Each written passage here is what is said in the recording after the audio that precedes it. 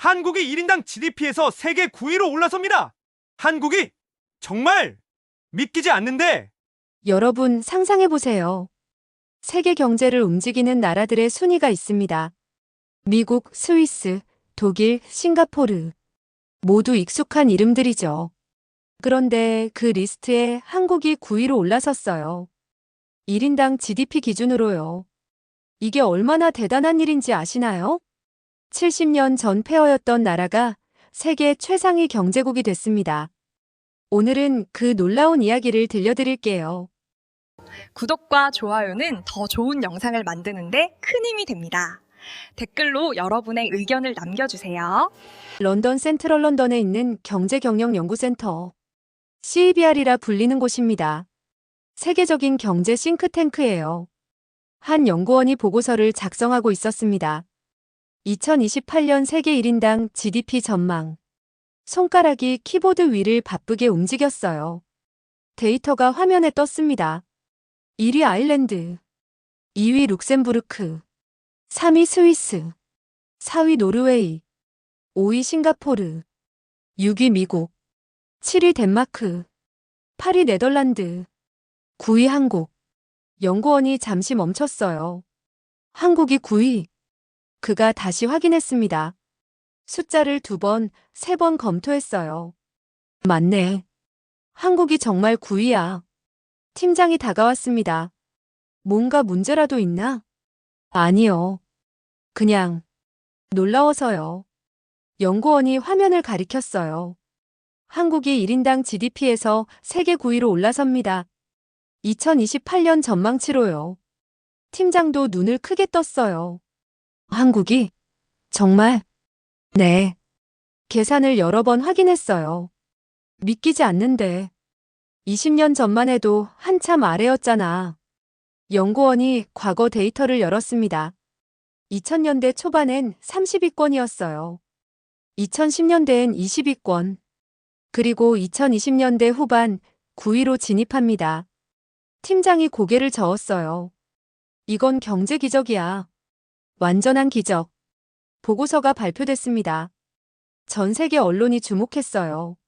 워싱턴 백악관 경제자문위원회가 긴급 회의를 열었습니다. 영국 CEBR 보고서를 검토했습니다.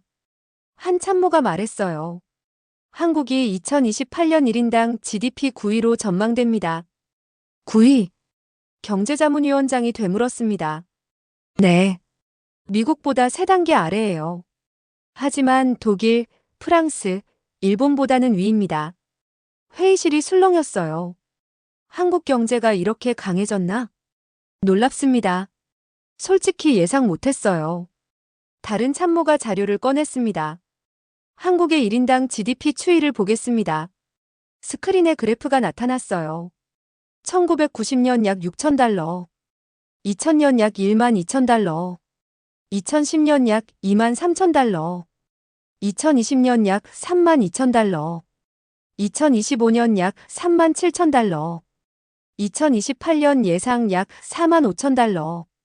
기울기를 보세요. 참모가 설명했습니다. 지난 30년간 지속적으로 상승했어요. 그리고 가속도가 붙고 있습니다. 위원장이 물었어요. 왜 이렇게 빠른 겁니까? 3가지 이유입니다. 참모가 답했습니다. 첫째, 반도체. 세계 시장의 핵심을 쥐고 있어요. 둘째, 기술력. AI, 배터리, 바이오에서 앞서갑니다. 셋째, 생산성. 국민 한 명당 창출하는 가치가 높아요. 이게 결합되면서 폭발적 성장을 이룬 겁니다. 위원장이 한숨을 쉬었어요. 한국이 이제 진짜 올라왔구나. 뉴욕 월스트리트 골드만삭스 본사였습니다. 애널리스트들이 한국 경제를 분석하고 있었어요. CEBR 보고서가 정확합니까? 한 투자자가 물었습니다. 네. 우리 자체 분석도 비슷해요. 애널리스트가 답했어요. 한국은 2028년 1인당 GDP 9위로 예상됩니다. 믿을 수 있는 수치인가요? 물론입니다.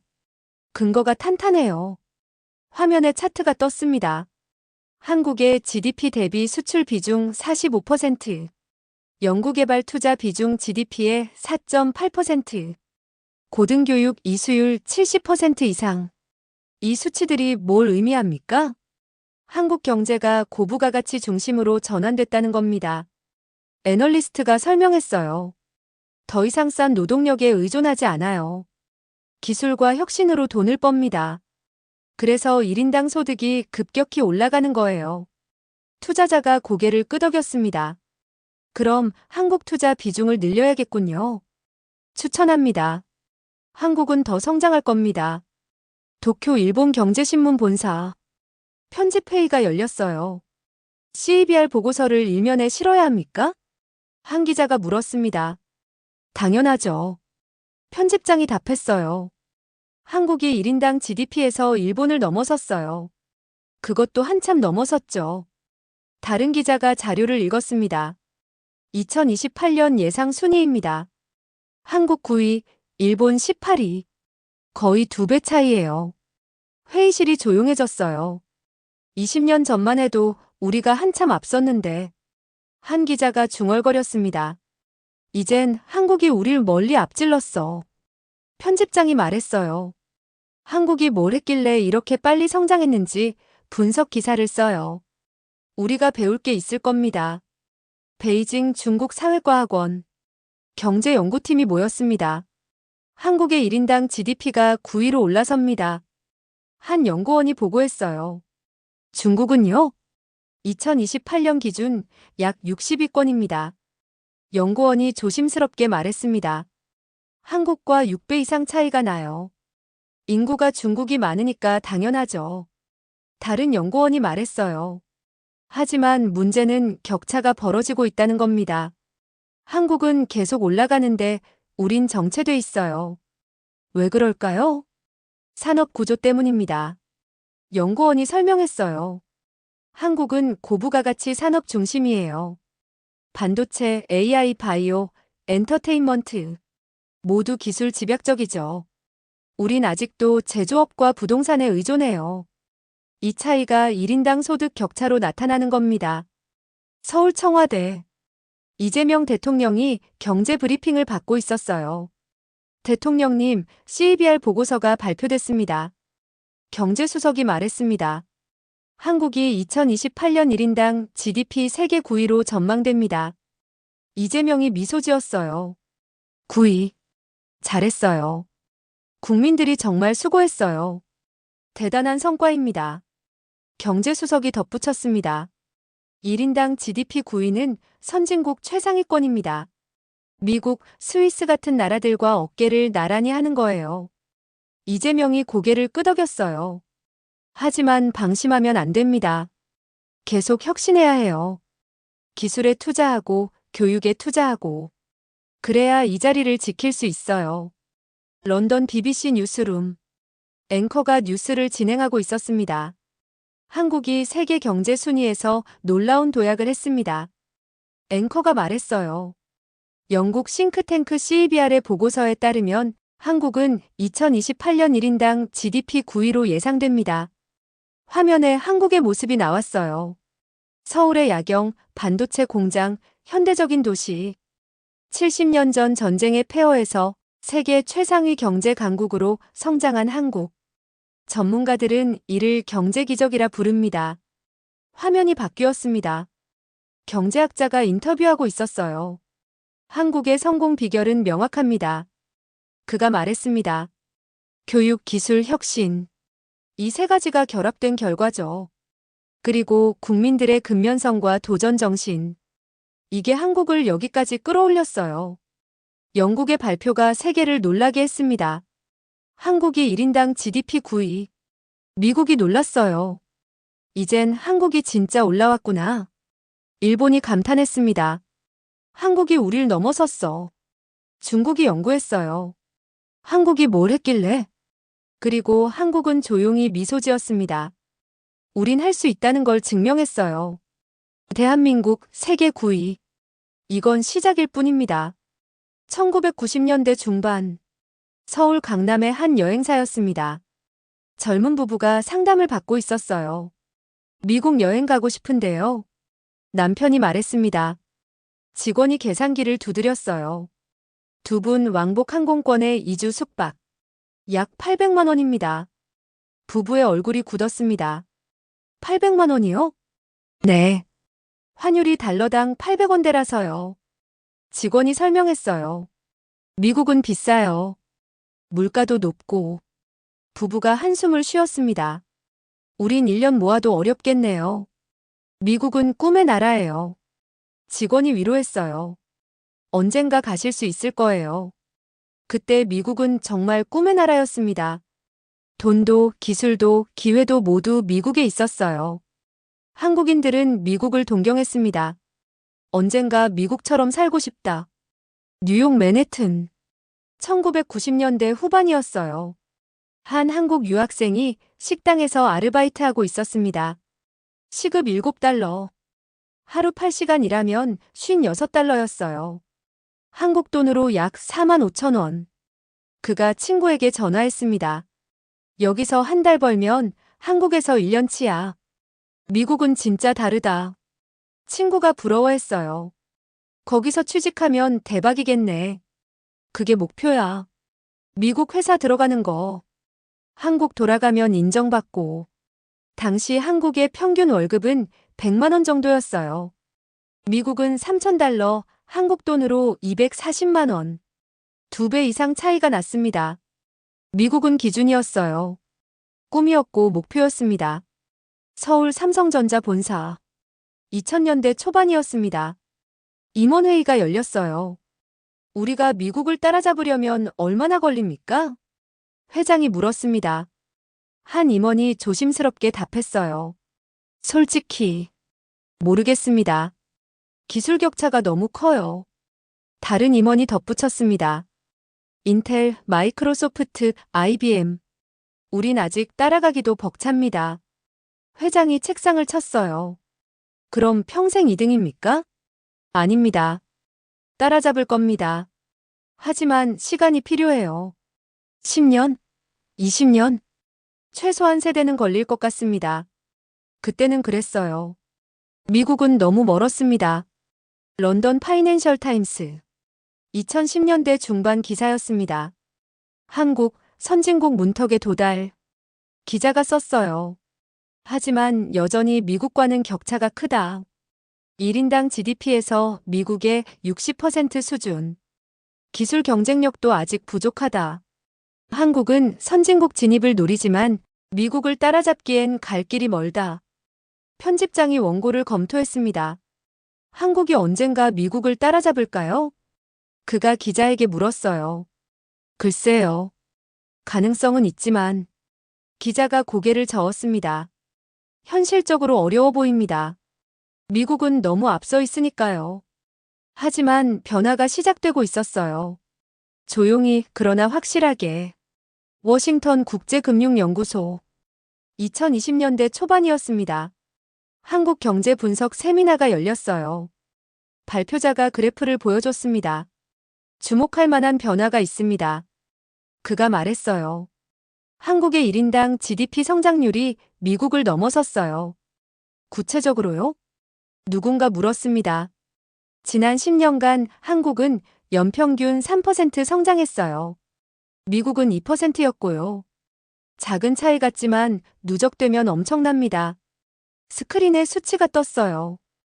2010년 한국 1인당 GDP 미국의 55%, 2015년 60%, 2020년 70%, 2025년 85%. 격차가 빠르게 좁혀지고 있어요. 발표자가 강조했습니다. 이 추세대로라면 2030년대엔 한국이 미국과 동등해질 수 있습니다. 청중이 술렁였어요. 정말입니까? 한국이 미국을 따라잡는다고요?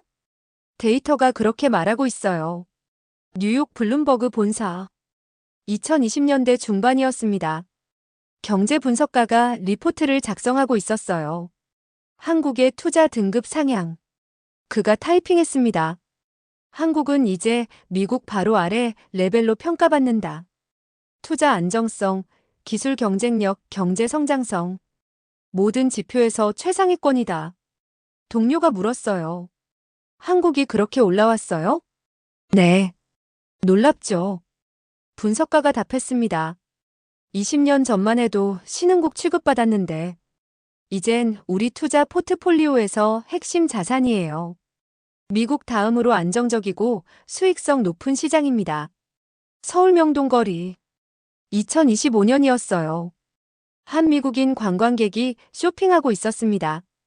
명품 가게를 둘러보다가 깜짝 놀랐어요. 여기 물가가 뉴욕이랑 비슷한데? 그가 중얼거렸습니다. 아내가 말했어요. 한국도 이제 선진국이잖아. 그래도 이 정도일 줄은. 남편이 신용카드를 꺼내며 말했습니다. 한국이 정말 많이 발전했네. 20년 전 왔을 땐 모든 게 저렴했는데, 이젠 우리랑 비슷해. 카페에 들어가 커피를 주문했어요. 아메리카노 5,500원. 달러로 약 4.5달러였습니다. 뉴욕이랑 똑같네. 남편이 감탄했어요. 한국이 우릴 따라잡았어. 도쿄 니케이 신문 편집국. 2025년 말이었습니다. 한일 경제 비교 기획 기사를 준비하고 있었어요. 한국 1인당 GDP가 일본을 넘어섰습니다. 기자가 보고했습니다. 얼마나요? 데스크가 물었어요. 약 15% 차이예요. 기자가 자료를 보여줬습니다. 한국 약 37,000달러. 일본 약 32,000달러. 그리고 격차가 계속 벌어지고 있어요. 데스크가 한숨을 쉬었습니다. 우리가 잃어버린 30년을 보내는 동안 한국은 달렸구나. 이제 한국이 아시아 경제 리더예요. 기자가 말했습니다. 우리가 아니라요. 워싱턴 전략국제문제연구소. 보고서가 나왔습니다. 한국 더 이상 신흥국이 아니다. 연구원이 발표했어요. 한국은 완전한 선진국입니다. 모든 기준에서 최상위권이에요. 1인당 GDP, 기술력, 교육 수준, 의료 시스템. 그리고 이제 미국과 동등한 파트너가 됐습니다. 한 참석자가 손을 들었어요. 구체적으로 어떤 의미인가요? 과거엔 한국이 미국을 따라갔어요. 연구원이 설명했습니다. 기술도 배우고 투자도 받고. 하지만 이젠 달라요. 한국은 미국과 나란히 달립니다. 때론 한국이 앞서가기도 해요.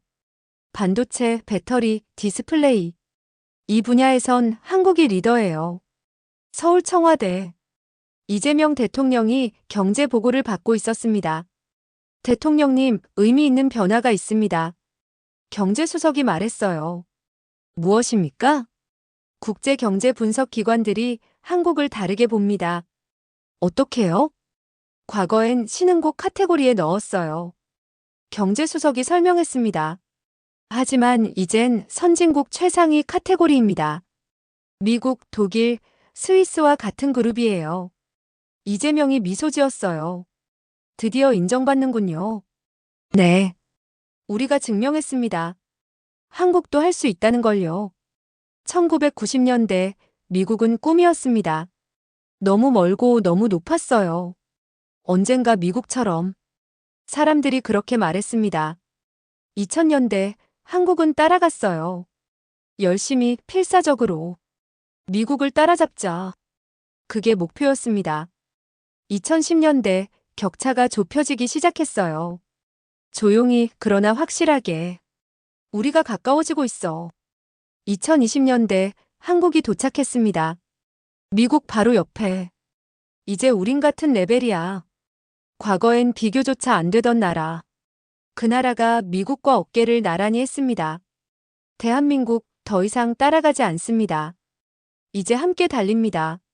서울 판교 테크노밸리. 한 스타트업 사무실이었습니다. 젊은 창업자가 투자자들에게 프레젠테이션하고 있었어요. 저희는 AI 반도체를 만듭니다. 그가 말했습니다. 기존보다 10배 빠르고 전력은 절반만 씁니다. 투자자들이 놀란 표정을 지었어요. 어떻게 가능합니까? 새로운 설계 방식입니다. 창업자가 설명했어요. 서울대 연구팀과 공동 개발했어요.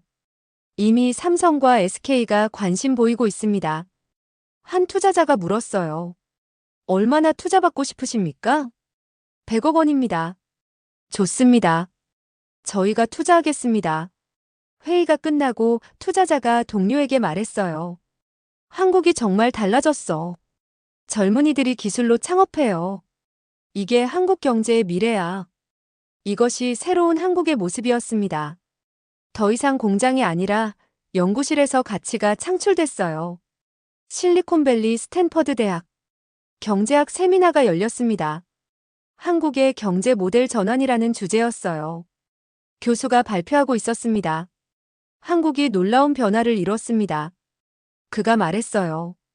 과거 한국 경제는 제조업 중심이었어요. 자동차, 조선, 철강. 하지만 이젠 달라졌습니다. 스크린에 그래프가 나타났어요. 한국 GDP 구성 변화. 1990년대 제조업 30%, 서비스업 50%, 기술 IT 5%. 2025년 제조업 25%, 서비스업 45%, 기술 IT 30%. 기술 산업 비중이 6배 증가했어요. 교수가 강조했습니다. 그리고 이게 핵심입니다. 한국은 노동력이 아니라 두뇌력으로 돈을 빱니다. 한 학생이 손을 들었어요. 구체적으로 어떤 산업입니까? 4가지입니다. 교수가 답했습니다. 첫째, 반도체. 세계 시장의 70%를 한국이 만들어요. 둘째, AI. 한국 기업들이 핵심 기술을 보유했습니다. 셋째, 배터리. 전기차 배터리의 40%가 한국산이에요. 넷째, 콘텐츠. K-팝, K-드라마가 세계를 먹였습니다. 이 4개가 한국 경제의 엔진이에요. 서울 삼성전자 반도체 연구소. 연구원들이 모여 있었습니다. 3나노 공정 개발에 성공했습니다. 한 연구원이 외쳤어요. 팀장이 달려왔습니다. 정말입니까? 네. 테스트 완료했어요. 세계 최초예요. 연구원이 자랑스럽게 말했습니다. 인텔보다 6개월 빨라요. 팀장이 감격했어요. 우리가 세계 1등이야. 더 이상 따라가는 게 아니라 우리가 길을 만들어. 이것이 한국 기술의 힘이었습니다. 최첨단을 개척하고 있었어요. 판교 네이버 본사. AI 개발팀이 회의하고 있었습니다. 우리 AI 모델이 GPT사 수준에 도달했어요. 팀장이 발표했습니다. 한국어 처리는 GPT보다 뛰어나고요. 임원이 만족스러운 표정을 지었어요. 얼마나 투자했습니까? 3년간 5천억 원입니다. 그 가치가 있었네요. 네. 이제 우리도 AI 강국이에요. 팀장이 자신있게 말했습니다. 미국만 AI 잘하는 게 아니에요. 한국도 할 수 있습니다. 충남 서산 SK용 공장. 전기차 배터리 생산 라인이었어요. 엔지니어가 방문객들을 안내하고 있었습니다. 여기서 하루 10만 개의 배터리 셀을 만듭니다. 그가 설명했어요. 테슬라, 폭스바겐, 포드. 모두 우리 배터리를 씁니다. 한 방문객이 물었습니다. 중국 배터리보다 뭐가 좋습니까? 안전성과 수명이에요. 엔지니어가 답했어요. 중국산은 값이 싸지만 우리는 품질이 좋아요. 전기차 회사들이 그래서 한국산을 선택합니다. 품질이 곧 경쟁력이니까요. 서울 하이브 본사. BTS 프로듀서가 인터뷰하고 있었어요. K-팝이 세계를 먹였습니다. 기자가 말했습니다. 비결이 뭡니까? 기술과 감성의 결합이에요. 프로듀서가 답했어요. 우리는 최첨단 제작 시스템을 씁니다. AI로 음악을 분석하고 빅데이터로 트렌드를 읽어요.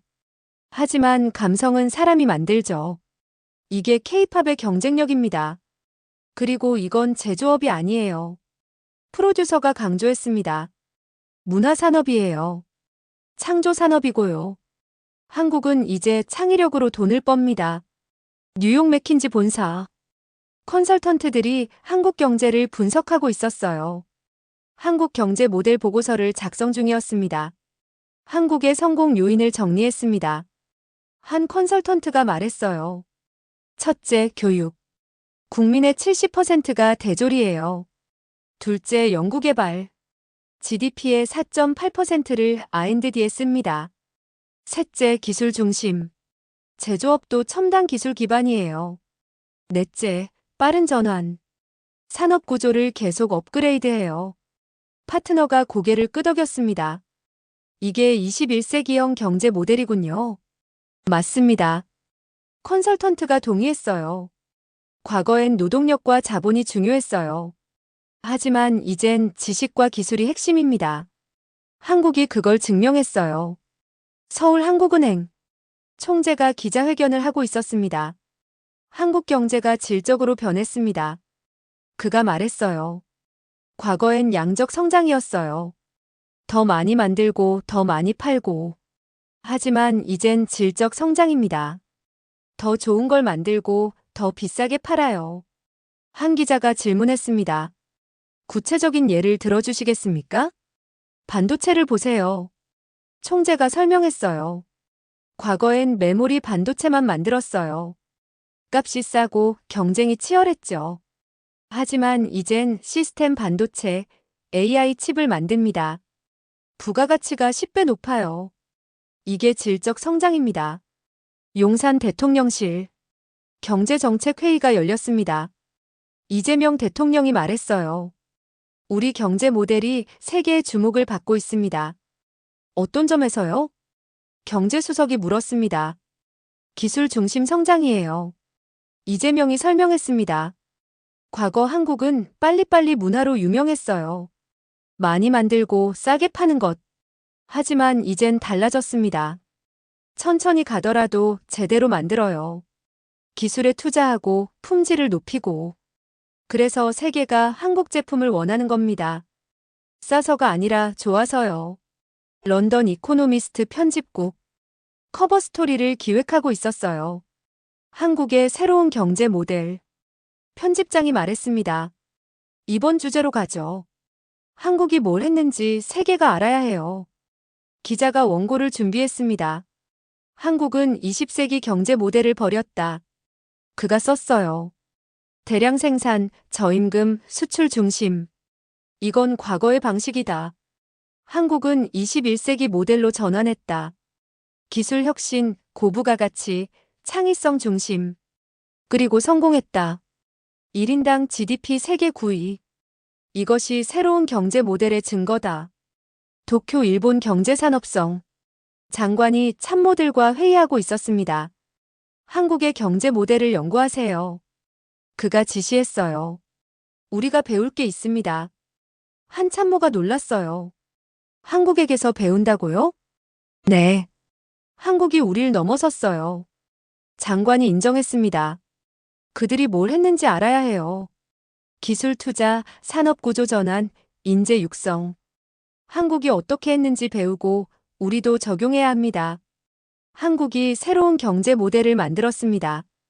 제조업에서 기술로, 노동력에서 두뇌력으로, 양에서 질로, 반도체, AI, 배터리, 콘텐츠. 이것이 한국 경제의 내 기둥이었어요. 그리고 이것이 한국을 세계 9위로 끌어올렸습니다. 더 이상 따라가지 않았어요. 한국이 새로운 길을 만들었습니다. 대한민국 21세기 경제 모델의 선구자. 세계가 이제 한국을 배웁니다. 워싱턴 백악관. 트럼프 대통령이 경제팀과 회의하고 있었습니다. 한국과의 경제 협력을 강화해야 합니다. 그가 말했어요. 왜 그렇습니까? 국가안보보좌관이 물었습니다. 한국이 더 이상 약소국이 아니에요. 트럼프가 설명했습니다. 경제 규모도 기술력도 최상위권이죠. 우리가 필요한 만큼 한국도 우리를 필요로 해요. 이젠 동등한 파트너입니다.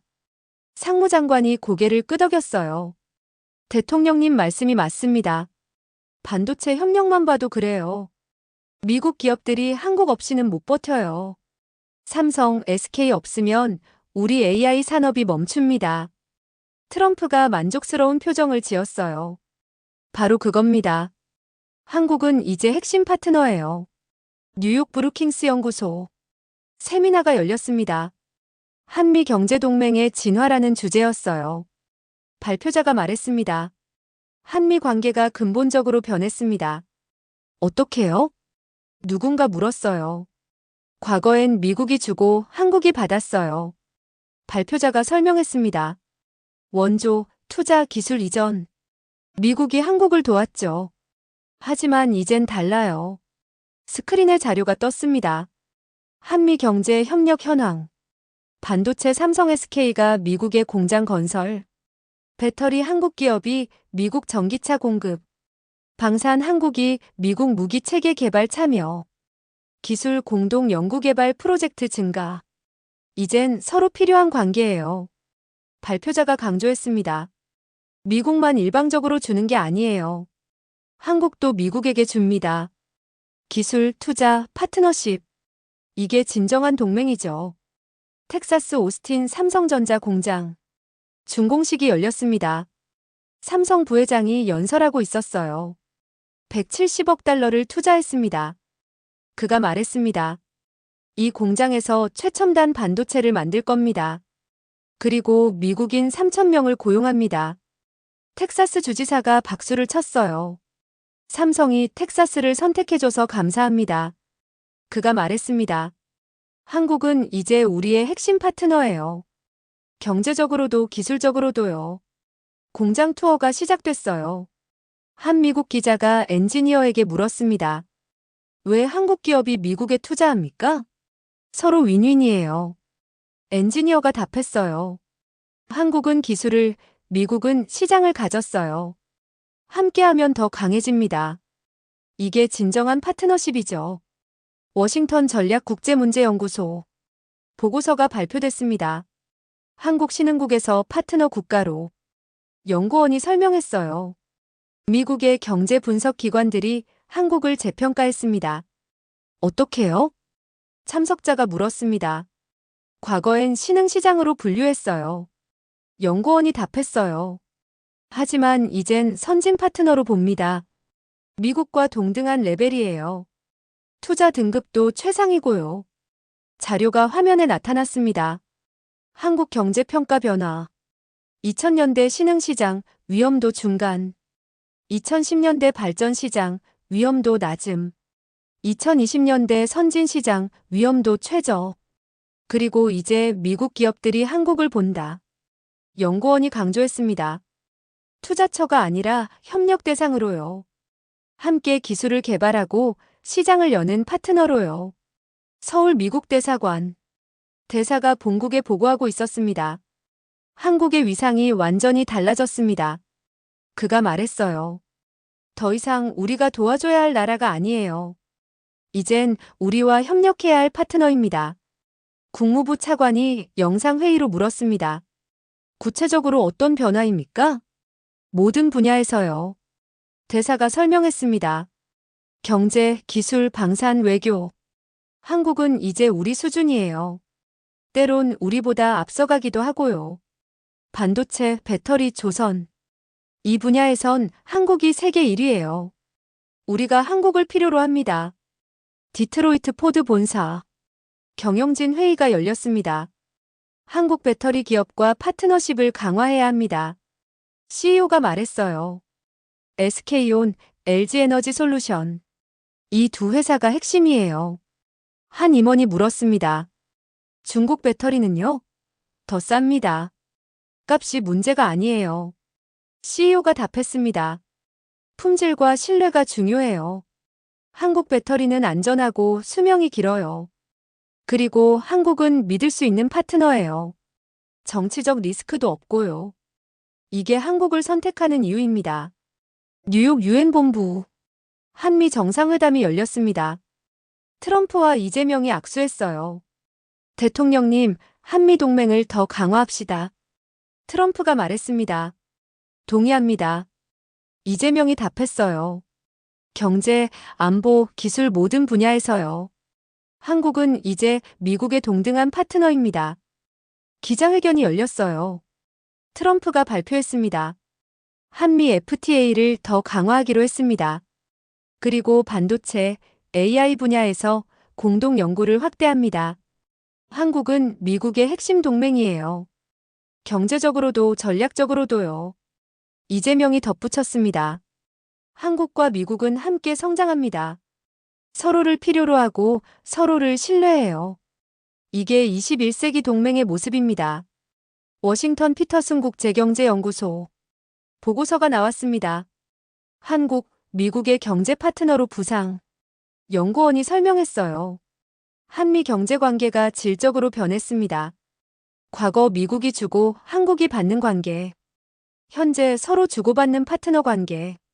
한국의 대미 투자가 급증했어요. 자료가 화면에 나타났습니다. 한국 기업의 미국 투자. 2020년 100억 달러. 2025년 500억 달러. 5배 증가했습니다. 연구원이 강조했어요. 삼성, SK, LG, 현대. 모두 미국에 대규모 공장을 짓고 있어요. 이건 단순한 투자가 아니에요. 전략적 파트너십입니다. 실리콘밸리 구글 본사. 한국 팀과 회의하고 있었습니다. 네이버와 AI 공동 연구를 시작합니다. 구글 임원이 발표했어요. 왜 네이버입니까? 누군가 물었습니다. 네이버의 AI 기술이 우리 수준이에요. 임원이 설명했습니다. 특히 한국어 처리에선 더 뛰어나고요. 함께하면 시너지가 나옵니다. 이게 파트너십의 가치죠. 서울 청와대 경제안보회의가 열렸습니다. 이재명 대통령이 말했어요. 미국이 우리를 보는 시각이 바뀌었습니다. 어떻게요? 경제수석이 물었습니다. 과거엔 돕는 대상이었어요. 이재명이 설명했습니다. 하지만 이젠 함께하는 파트너예요. 우리가 경제적으로 강해졌고 기술적으로 앞서가니까요. 미국이 우리를 필요로 합니다. 이게 진정한 동맹의 모습이에요. 서로가 서로를 필요로 하는 것. 런던 파이낸셜 타임스 특집 기사가 실렸습니다. 한국, 미국의 동등한 경제 파트너로 기자가 썼어요. 한미 관계가 새로운 단계로 진입했다. 더 이상 미국이 한국을 돕는 관계가 아니다. 이제 두 나라는 동등한 파트너다. 경제 규모에서 한국은 미국의 12분의 1이다. 하지만 기술력과 혁신에선 대등하다. 반도체, 배터리, 디스플레이 조선. 이 분야에선 한국이 세계 최고다. 미국이 한국을 인정했다. 동등한 파트너로. 미국이 인정했습니다. 한국은 더 이상 신흥국이 아니라고. 이젠 동등한 파트너라고. 반도체에서 배터리에서 기술에서 한국이 미국과 나란히 섰어요. FTA, 방산, 공동연구. 모든 분야에서 함께합니다. 대한민국, 미국이 인정한 파트너. 더 이상 따라가지 않습니다. 이제 나란히 걷습니다. 서울 강남 한 카페. 30대 직장인이 친구와 커피를 마시고 있었습니다. 한국이 1인당 GDP 9위래. 그가 말했어요. 그게 뭔데? 친구가 물었습니다. 국민 한 명이 1년에 버는 돈이야. 우리가 세계에서 9번째로 많이 번대. 친구가 놀랐어요. 진짜? 그럼 우리 잘 사는 거네? 그렇지. 이제 선진국 최상위야. 이것이 1인당 GDP 9위의 의미였습니다. 단순한 숫자가 아니었어요. 국민 한 사람 한 사람의 삶이 달라졌다는 증거였습니다. 제네바 세계은행 본부. 경제분석팀이 회의하고 있었어요. 한국의 1인당 GDP를 분석했습니다. 한 연구원이 발표했습니다. 2028년 예상치는 4만 5천 달러예요. 세계 9위입니다. 팀장이 물었어요. 이게 한국인들에게 무슨 의미죠? 삶의 질이 세계 최상이라는 뜻입니다. 연구원이 설명했어요. 의료, 교육, 주거, 여가. 모든 면에서 선진국 수준이에요. 스크린에 비교 자료가 나타났습니다. 1인당 GDP 순위 2028년. 1위 아일랜드 10만 달러. 6위 미국 8만 5천 달러. 9위 한국 4만 5천 달러. 18위 일본 4만 달러. 한국이 일본을 완전히 넘어섰어요. 연구원이 강조했습니다. 그리고 미국과의 격차도 빠르게 좁혀지고 있습니다. 서울 강동구 한 아파트. 젊은 부부가 저녁을 먹고 있었어요. 여보, 우리 내년에 유럽 여행 가자. 아내가 말했습니다. 좋지. 프랑스, 이탈리아? 남편이 웃으며 답했어요. 응. 2주 정도. 돈은 괜찮아? 괜찮아. 우리 2달 모으면 충분해. 아내가 핸드폰으로 검색했습니다. 2주에 1,000만 원 정도네. 할만하다. 남편이 고개를 끄덕였어요. 우리 부모님 세대엔 상상도 못했을 거야. 맞아. 그땐 해외여행이 꿈이었잖아. 이제 우린 1년에 한 번씩 가. 이것이 1인당 GDP 9위의 현실이었습니다. 해외여행이 일상이 됐어요. 도쿄 니혼게이자이 신문 본부. 기자가 기사를 쓰고 있었습니다. 한국인의 구매력 일본 넘어서다. 그가 타이핑했어요. 한국의 1인당 GDP가 일본을 15% 초과했다. 이는 단순한 통계가 아니다. 한국인들의 실질 소득이 일본인보다 높다는 의미다. 데이터를 정리했습니다. 평균 월급 비교 원화 환산. 한국 450만 원. 일본 380만 원. 물가 대비 구매력. 한국 100 기준. 일본 85. 한국인들이 일본인보다 잘 산다. 기자가 중얼거렸어요. 20년 전엔 상상도 못했는데. 뉴욕 맨해튼. 한국인 유학생이 부모님과 영상 통화하고 있었습니다. 엄마, 여기 물가가 한국이랑 비슷해. 그가 말했어요. 정말? 뉴욕인데? 어머니가 놀랐습니다. 응. 커피값도 비슷하고 식사비도 비슷해.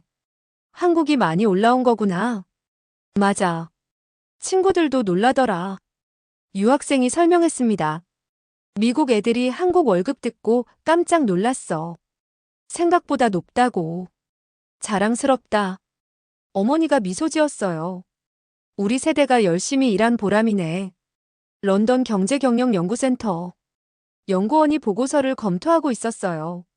한국 1인당 GDP의 의미. 그가 읽었습니다.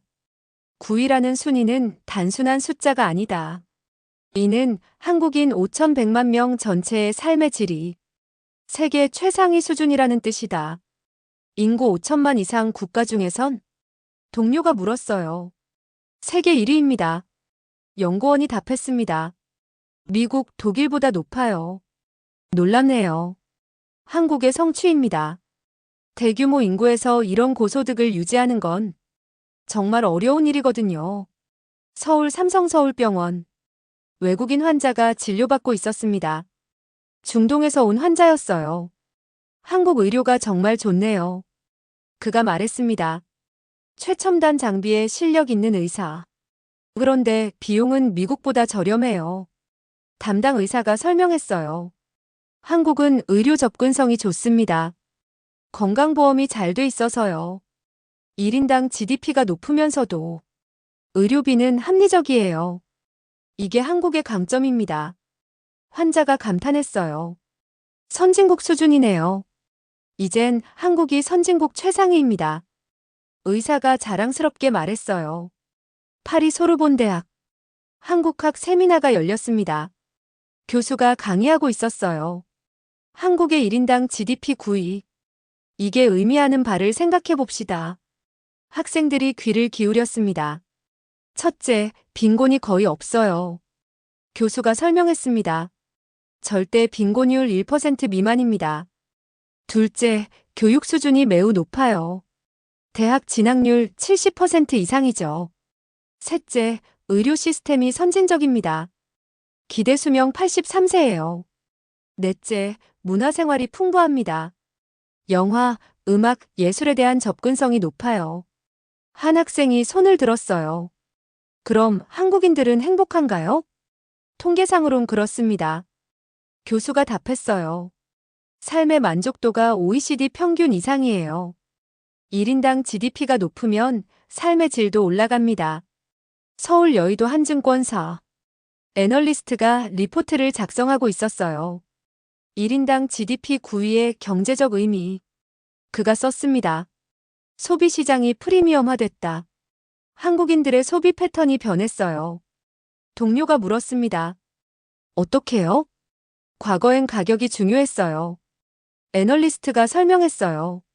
하지만 이젠 품질을 봅니다. 조금 비싸도 좋은 걸 사요. 명품 소비가 급증했고요. 해외여행, 고급 레스토랑. 이런 소비가 일상화됐습니다.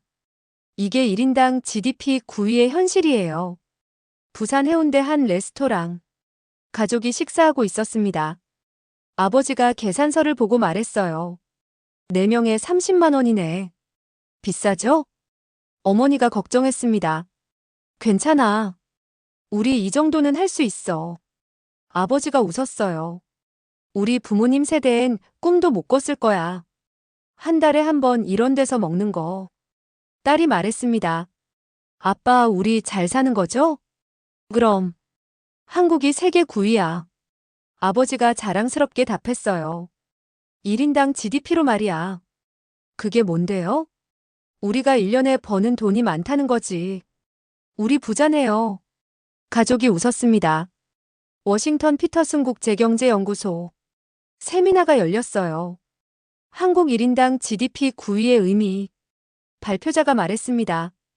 이건 단순한 순위가 아닙니다. 무슨 뜻입니까? 한국인 5,100만 명 전체가 세계 최상위 생활 수준을 누린다는 뜻이에요. 인구 규모를 고려하면 더 대단합니다. 그래프가 화면에 나타났어요. 인구 5천만 이상 국가 1인당 GDP. 1위 한국 4만 5천 달러. 2위 독일 4만 3천 달러. 3위 영국 4만 달러. 4위 프랑스 3만 8천 달러. 5위 일본 4만 달러. 한국이 1위예요. 발표자가 강조했습니다. 대규모 인구에서 이런 고소득을 유지하는 건 정말 어려운 일입니다. 한국이 해냈어요. 용산 대통령실. 이재명 대통령이 국민 메시지를 녹화하고 있었습니다. 국민 여러분, 그가 말했어요. 우리가 세계 9위가 됐습니다. 1인당 GDP로요. 이게 무슨 의미일까요? 여러분 한 명 한 명의 삶이 세계 최상위 수준이라는 뜻입니다. 의료, 교육, 주거, 여가. 모든 면에서 선진국 최고 수준이에요. 이건 여러분이 이룬 성과입니다. 자랑스러워 하셔도 됩니다. 하지만 여기서 멈추지 맙시다. 더 나은 한국을 만들어가요. 세계 9위. 이건 단순한 숫자가 아니었습니다. 국민 5,100만 명의 삶이 달라졌다는 증거였어요. 해외여행이 일상이 되고 품질 좋은 소비를 할 수 있고 최고 수준의 의료와 교육을 받을 수 있는 나라. 대한민국 세계 9위. 한 사람 한 사람이 만든 기적입니다. 뉴욕 월스트리트 JP모건 본사. 환율 트레이딩룸이었습니다. 트레이더들이 모니터를 보고 있었어요. 한국 원화 거래량이 또 늘었습니다. 한 트레이더가 말했습니다. 얼마나요? 팀장이 물었어요. 작년 대비 40% 증가했어요. 왜 그럴까요? 한국 경제에 대한 신뢰 때문입니다. 트레이더가 설명했어요. 1인당 GDP 9위, 기술 강국, 정치 안정. 투자자들이 원화를 안전 자산으로 보기 시작했어요. 팀장이 고개를 끄덕였습니다. 달러, 유로, 엔화 다음이 원화군. 네. 아시아에선 원화가 가장 안정적입니다. 런던 시티 외환시장. 딜러들이 거래하고 있었어요. 원달러 환율이 안정적이네요. 한 딜러가 말했습니다. 한국이 외환 보유고를 잘 관리해요. 동료가 답했어요. 4,500억 달러 넘죠? 네. 세계 9위예요. 그리고 변동성이 낮아요. 딜러가 차트를 보여줬습니다. 원화 환율 변동률. 2020년 연간 10%. 2025년 연간 3%. 안정적이에요. 투자하기 좋은 통화죠. 그래서 원화 채권이 인기예요. 유럽 투자자들이 많이 사더라고요. 싱가포르 통화청. 고위 회의가 열렸습니다. 아시아 통화 분석 보고서를 검토하고 있었어요. 한국 원화의 위상이 올라갔습니다. 한 관료가 말했습니다. 어느 정도입니까? 청장이 물었어요. 아시아 금융의 신뢰 통화로 떠올랐습니다. 관료가 설명했어요. 과거엔 엔화가 기준이었어요. 하지만 일본 경제가 정체되면서 원화가 그 자리를 대체하고 있습니다. 자료가 화면에 나타났습니다. 아시아 통화거래 비중. 엔화 40% 하락 중. 원화 25% 상승 중. 위안화 20%.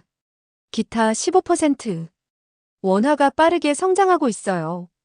한국 경제에 대한 신뢰 때문이죠. 워싱턴 연방준비제도 정책회의가 열렸습니다. 한국 원화를 주목해야 합니다. 한 이코노미스트가 말했어요. 왜 그렇습니까? 의장이 물었습니다. 원화가 달러 패권에 도전하고 있어요. 직접적이진 않지만 간접적으로요. 이코노미스트가 설명했습니다. 아시아 국가들이 무역 결제에 원화를 쓰기 시작했어요. 특히 동남아시아에서요. 구체적인 예를 들어주세요. 베트남과 한국 간 무역의 30%가 원화 결제예요. 태국, 인도네시아도 비슷해요. 과거엔 100% 달러였는데 말이죠. 이게 무슨 의미입니까? 달러 의존도가 줄어든다는 겁니다. 이코노미스트가 강조했어요. 아직 작은 변화지만 추세는 명확해요. 원화의 영향력이 커지고 있습니다. 서울한국은행 총재가 기자회견을 하고 있었습니다. 원화의 국제적 위상이 높아졌습니다. 그가 발표했어요. 구체적으로 어떤 변화입니까? 한 기자가 물었습니다. 3가지입니다. 총재가 답했어요. 첫째, 외국인의 원화 채권 투자가 급증했어요. 작년 대비 50% 늘었습니다. 둘째, 원화 스왑 협정이 확대됐어요. 미국, EU, 일본과 체결했죠. 셋째, 원화 결제 비중이 높아졌어요. 아시아 무역의 20%가 원화로 결제됩니다. 다른 기자가 손을 들었어요. 원화가 달러를 대체할까요? 아직은 아닙니다. 총재가 신중하게 답했습니다. 달러는 여전히 압도적이에요. 하지만 원화의 역할이 커지고 있는 건 사실입니다. 지역 통화로서요. 도쿄 일본은행 긴급회의가 열렸습니다. 원화가 엔화를 위협하고 있습니다. 한 관료가 보고했어요. 어떻게요? 총재가 물었습니다. 아시아 무역 결제에서 원화 비중이 엔화를 넘어섰어요. 관료가 자료를 보여줬습니다. 아시아 무역 결제 통화 2020년 엔화 35%, 원화 15%, 2025년 엔화 22%, 원화 25% 역전됐습니다. 총재가 한숨을 쉬었어요. 한국 경제가 우릴 넘어선 결과군. 맞습니다. 신뢰도 차이예요. 한국은 성장하고 우린 정체됐으니까요. 베이징 중국인민은행 분석 보고서가 올라왔습니다. 한국 원화의 부상. 관료가 읽고 있었어요. 원화가 위안화를 위협하나? 그가 중얼거렸습니다. 아직은 아니지만 무시할 수 없어. 데이터를 확인했습니다. 글로벌 외환거래 비중. 달러 88%, 유로 31%, 엔화 17%, 파운드 13%, 위안화 7%, 원화 2%, 원화가 2%까지 올라왔네. 관료가 감탄했어요. 10년 전엔 0.5%였는데 4배 증가했어. 한국의 경제력이 반영된 거야. 뉴욕 블룸버그 본사. 기자가 특집 기사를 쓰고 있었습니다. 원화 아시아 금융의 새로운 기준. 그가 타이핑했어요. 한국 원화가 빠르게 부상하고 있다. 1인당 GDP 9위, 기술 강국, 정치 안정. 이 3가지가 원화를 강하게 만들었다. 아시아 투자자들이 원화를 신뢰한다. 엔화보다 안정적이고 위안화보다 투명하다. 그래서 원화를 선택한다. 달러의 시대가 끝나는 건 아니다. 기자가 신중하게 썼어요. 하지만 지역 통화의 시대가 열리고 있다. 그 중심에 원화가 있다. 싱가포르 테마색 투자공사. 포트폴리오 회의가 열렸습니다. 원화 자산 비중을 늘리겠습니다. 펀드 매니저가 제안했어요. 왜요? CEO가 물었습니다. 안전하고 수익성도 좋아요. 매니저가 설명했어요. 한국 국채 금리가 3%예요. 미국은 2.5%죠. 그리고 원화는 안정적이에요. 환율 리스크가 낮습니다. 게다가 한국 경제는 계속 성장해요. 좋아요. 승인합니다. CEO가 결정했어요. 원화 자산을 10%에서 15%로 늘리세요. 서울 명동 환전소. 일본인 관광객이 엔화를 원화로 바꾸고 있었습니다. 원화가 강해졌네요. 그가 말했어요. 네. 한국 경제가 좋아서요. 직원이 답했습니다. 10년 전만 해도 엔화가 훨씬 강했는데 관광객이 감탄했어요. 이제 원화가 더 안정적이에요. 한국이 정말 강해졌구나. 자랑스럽게 생각하세요. 직원이 미소 지었어요. 우리 경제가 세계 수준이에요. 용산 대통령실. 경제 브리핑이 진행되고 있었습니다. 대통령님, 원화의 위상이 높아졌습니다. 경제수석이 말했어요. 좋은 소식이군요. 이재명이 답했습니다. 구체적으로요? 외국인 투자자들이 원화를 신뢰해요. 경제수석이 설명했어요. 원화 채권, 원화 예금이 인기예요. 그리고 아시아 무역에서 원화 결제가 늘고 있습니다. 이게 무슨 의미죠? 우리 경제의 영향력이 커진 겁니다. 원화가 강하다는 건 한국이 강하다는 뜻이에요. 기분 좋은 변화네요. 이재명이 미소 지었어요. 하지만 책임도 커진 거죠. 맞습니다. 원화를 안정적으로 관리해야 해요.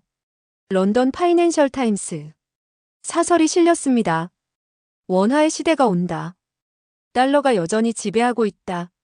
하지만 변화의 조짐이 보인다. 한국 원화가 아시아에서 영향력을 키우고 있다. 엔화를 넘어섰고 위안화에 도전하고 있다. 이유는 간단하다. 한국 경제에 대한 신뢰다. 1인당 GDP 9위, 기술 강국, 정치 안정. 투자자들이 원하는 모든 것이 한국에 있다. 달러의 시대가 끝나진 않았다. 하지만 원화의 시대가 시작됐다. 달러가 여전히 강했습니다. 하지만 원화도 힘을 얻기 시작했어요. 아시아에서 무역에서 투자에서 원화가 신뢰받고 있었습니다. 엔화를 넘어섰고 위안화를 추격했어요. 대한민국 원화. 더 이상 약한 통화가 아니었습니다. 달러의 나라가 원화를 주목하기 시작했어요. 새로운 시대가 열리고 있었습니다. 뉴욕 타임스퀘어. 대형 전광판이었습니다. CNN 뉴스가 흘러나오고 있었어요. 세계 경제 순위 변화. 앵커가 말했습니다. 미국과 한국이 경제 협력을 강화합니다. 화면에 두 나라 국기가 나란히 나타났어요. 한국은 1인당 GDP 세계 9위. 미국의 핵심 경제 파트너입니다. 지나가던 사람들이 멈춰 섰습니다. 한국이 9위라고? 한 미국인이 놀랐어요. 대단한데. 우리랑 어깨를 나란히 하는구나. 과거엔 상상도 못했던 문장이었습니다. 미국과 한국. 이제 두 나라는 같은 문장에 있었어요. 런던 BBC 스튜디오. 경제토론 프로그램이 방송되고 있었습니다. 세계 경제를 이끄는 국가들을 꼽아보죠. 진행자가 말했어요. 패널이 답했습니다. 미국, 독일, 일본. 그리고 한국입니다. 한국이요? 네. 이젠 한국을 빼놓을 수 없어요. 경제학자가 설명했어요. 기술, 혁신, 경제 규모. 모든 면에서 최상위권이에요. 미국과 한국이라는 표현이 자연스러워졌죠. 다른 패널이 동의했습니다. 20년 전만 해도 상상도 못했어요. 하지만 이제 현실이에요. 한국은 미국과 같은 레벨입니다. 워싱턴 조지타운 대학 국제경제학 강의가 진행되고 있었어요. 교수가 질문했습니다. 21세기 경제를 주도하는 국가는?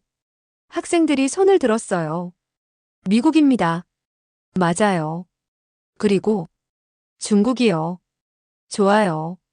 또 한 학생이 말했습니다. 한국입니다. 교수가 미소 지었어요. 정답입니다. 한국이 왜 중요합니까? 기술 혁신의 중심이에요. 학생이 답했습니다. 반도체, AI, 배터리. 이 분야에서 한국은 세계 최고예요. 그래서 미국과 한국을 함께 말하죠. 교수가 고개를 끄덕였어요. 과거엔 미국과 일본이었어요. 하지만 이젠 미국과 한국입니다. 한국이 일본을 대체했죠. 서울항공무역협회 수출 실적 발표회가 열렸습니다. 회장이 단상에 섰어요. 올해 한국 수출이 7천억 달러를 넘어섰습니다. 박수가 터져 나왔습니다. 그리고 주목할 점이 있어요. 회장이 말했어요. 미국이 우리 최대 수출국이에요. 중국을 넘어섰습니다. 기자들이 놀랐어요. 이게 무슨 의미입니까? 한 기자가 질문했습니다. 한미 경제가 하나로 움직인다는 뜻이죠. 회장이 설명했어요.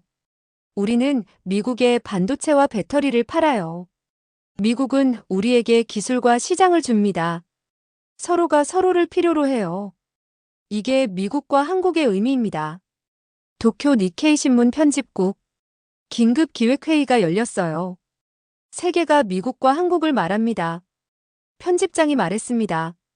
과거엔 미국과 일본이었는데요. 기자가 씁쓸하게 말했어요. 이젠 우리 자리를 한국이 차지했어요. 왜 그렇게 됐을까요? 한국이 성장했고 우린 정체됐으니까요. 다른 기자가 답했습니다. 한국 1인당 GDP 4만 5천 달러. 일본 1인당 GDP 4만 달러. 기술력, 혁신, 경제 활력. 모든 면에서 한국이 우릴 넘어섰어요.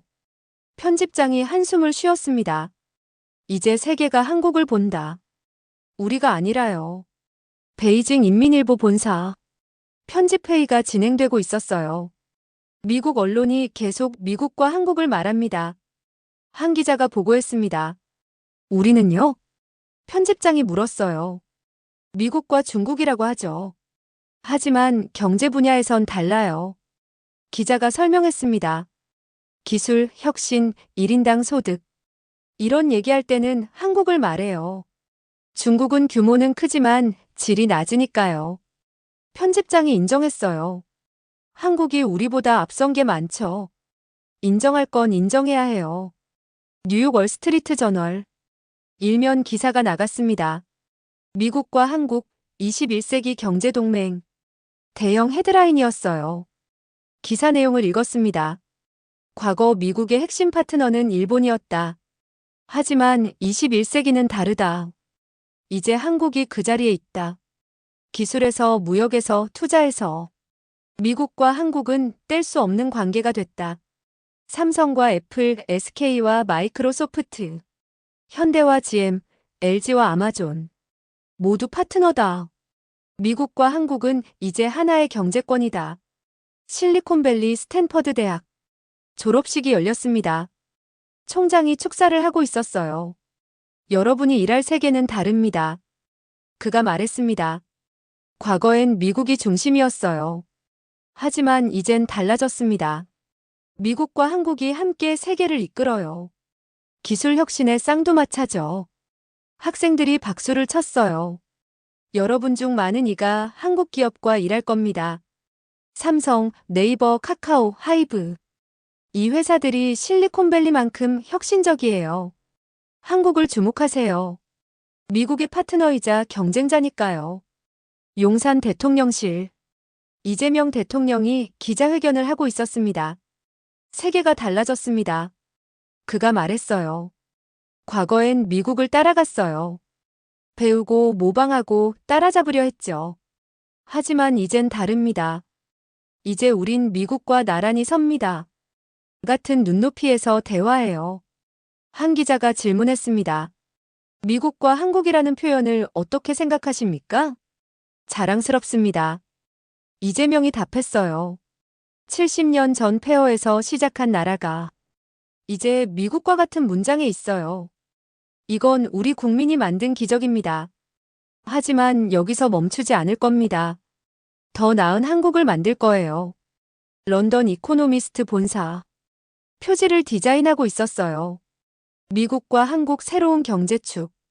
디자이너가 두 나라 국기를 나란히 배치했습니다. 편집장이 승인했어요. 좋아요. 이게 21세기 현실이에요. 미국과 한국이 함께 세계를 이끌어요. 기사 초안을 읽었습니다. 20세기는 미국의 시대였다. 21세기는 미국과 한국의 시대다. 한국이 미국을 따라잡았다. 1인당 GDP 9위. 기술 혁신의 선두. 경제 활력의 중심. 이제 미국과 한국은 자연스러운 표현이다. 두 나라가 함께 미래를 만든다. 서울 광화문 광장. 시민들이 모여 있었습니다. 대형 스크린에 뉴스가 나오고 있었어요. 한국 1인당 GDP 세계 9위. 시민들이 환호했습니다. 우리가 해냈어. 한 청년이 외쳤어요. 이제 우리도 선진국 최상이야. 노인이 눈물을 닦았습니다. 내가 젊었을 땐 꿈도 못 꿨지. 미국과 어깨를 나란히 한다는 게. 이제 우리 손주들은 자신감을 가질 수 있어. 젊은 엄마가 아이를 안고 말했어요. 우리 아기가 자랄 나라는 세계 최고야. 미국만큼 좋은 나라. 과거엔 미국이 기준이었습니다. 모두가 미국을 꿈꿨어요. 언젠가 미국처럼. 하지만 이제 달라졌습니다. 미국과 한국. 두 나라가 나란히 섰어요. 같은 문장에, 같은 눈높이에. 70년 만의 기적이었습니다. 폐허에서 선진국 최상위로. 따라가던 나라에서 함께 가는 파트너로. 대한민국, 이제 미국과 같은 문장에 있습니다. 세계가 이 두 나라를 함께 말합니다. 그리고 이것은 시작일 뿐입니다. 이 영상이 여러분에게 자부심을 드렸다면 구독과 좋아요 부탁드립니다. 70년 만에 세계 9위로 올라선 대한민국의 놀라운 이야기를 더 많은 분들과 나누고 싶습니다. 여러분의 작은 관심 하나하나가 이런 감동적인 이야기를 계속 만드는 큰 힘이 됩니다. 댓글로 여러분의 생각도 나눠주세요. 미국과 한국이라는 표현이 자연스러워진 시대에 대해 함께 이야기하고 싶습니다. 다음 영상에서는 한국이 세계를 놀라게 한 또 다른 순간을 준비했습니다. 알림 설정을 켜두시면 새로운 영상을 가장 먼저 만나보실 수 있어요. 감사합니다.